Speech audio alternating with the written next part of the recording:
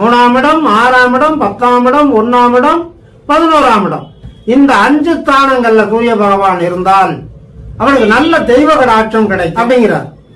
வாரப்பா வாகனமும் ஞானம் புத்தி வளமான புத்திரர்கள் அரசர் நேசம். அப்ப அவனுக்கு சொகுசு வாகனங்கள் கிடைக்கும், கல்வி கேள்வி ஞானம் கிடைக்கும், எந்த ஒரு பிரச்சனை வந்தாலும் சமாளிக்கக்கூடிய புத்தி சாதுரியம் கிடைக்கும், நல்ல செல்வ செழிப்புள்ள புத்திரர்கள் அவனுடைய வாழ்க்கையில எதிர்காலத்துல கிடைக்கும்.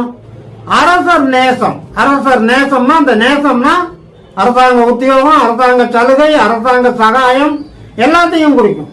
அரசாங்க உத்தியோகம் கிடைக்கும். அரசாங்க உத்தியோகம் கிடைக்கலனாலும் அரசாங்கத்தினுடைய அங்கமா இருந்து நல்ல பணம் சம்பாதிக்கக்கூடிய யோகத்தை கொடுக்கும். அரசாங்க ஒப்பந்ததாரராகலாம், அரசியல்வாதிகள், அமைச்சர்கள், சட்டமன்ற உறுப்பினர்கள் இவர்களுடைய தயவுனாலே அவனுக்கு நல்ல சம்பாத்தியம் கிடைக்கலாம். அதைத்தான் அந்த அரசர் நேசம்